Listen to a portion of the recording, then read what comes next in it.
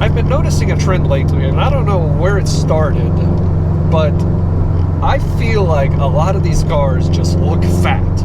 I don't know if you guys feel the same way I do. I think, honestly, if I really think about it, I think it all started with like the 350Z. So you go from like a 300ZX that had that like super slick look kind of type deal to a 350Z that had a much beefier look to it, right?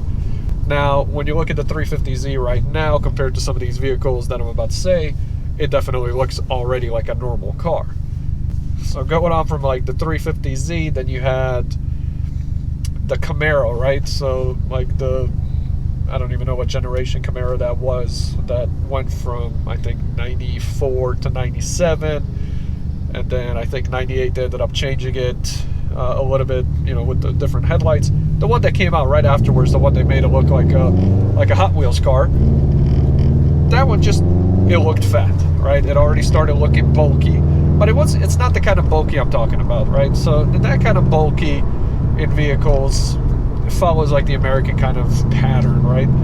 You have the Camaro, you have the Charger, you have the Challenger, they all look just bulky, right? Like the cars definitely should be a little bit slimmer, but they're not. The kind of bulky that I'm talking about is with some of these coupes that I've seen from different manufacturers, like Jaguar, right? So for example, if you look at the Jaguar F-Type, it's a small car, but it just looks fat, right? I don't know what it is. It almost looks like you have like a layer like this thick just going around the entire car, and most likely it's for padding or whatever. Maybe they have some additional padding in the doors where you can't hear it, whatever, but the car just looks fat. The car looks like it should be smaller. Going from the Jaguar to the ultimate fat car, in my opinion, is the Bentley Continental GT. Why is that thing as big as it is? It definitely does not need to be that size. It's a coupe. Why make it that? It's just bulky all over, right? I mean, it just looks, again, fat.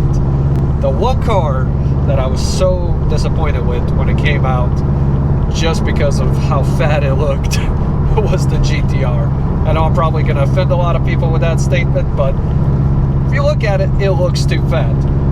The GTR should have been, like a wide-body 350Z, like, in my opinion, right? So that 350Z, if they would have just made it a little bit wider, it would have been perfect. But no, they bulked up everything, and most likely there's a reason for that, which I don't know about. But to me, the car just looks fat, and that's one of the biggest things that I struggle with when I look at a GTR. Would I still own a GTR? You bet your ass I would definitely own one. But again, you know, it's just, A, it doesn't come in a manual transmission, which is my biggest pet peeve, and B, it looks bulky.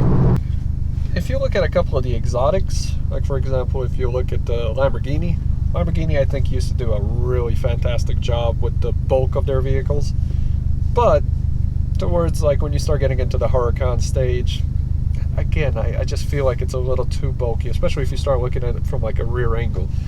I don't know, there's something just a little bit off about it. Ferrari, I think, is just doing a fantastic job. I was a really gung-ho Lamborghini fan prior to all of this, prior to them changing out of the Murcielago and going onwards.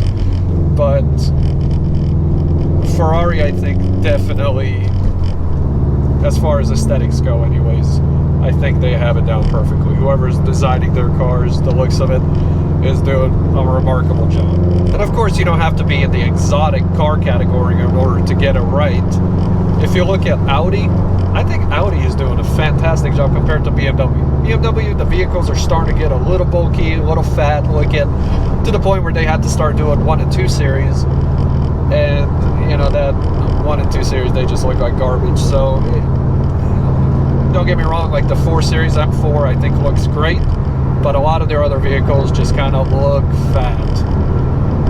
And if you also look at Mercedes, for the most part, you know, they're pretty elegant looking vehicles.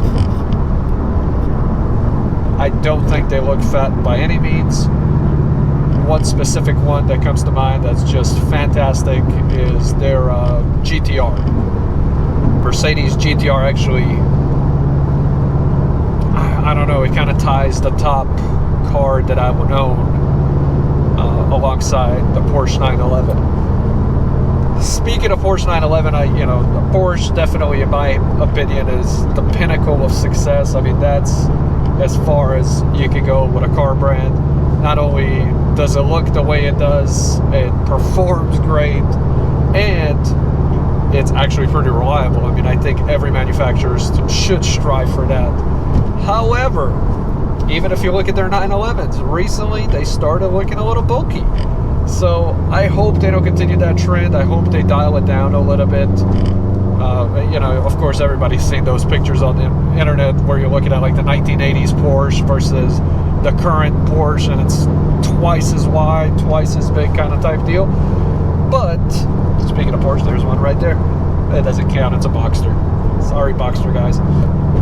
Anyways, if you look at all the Porsches that are currently being made, they started looking a little bulky, right? So I hope that Porsche in the next couple of years kind of recognizes that, trims off the fat ever so slightly, and I think that car is going to be a perfect brand again.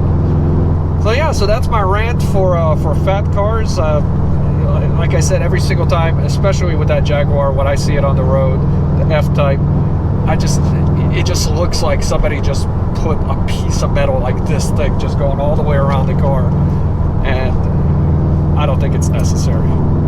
So what am I driving right now? A slightly husky STI.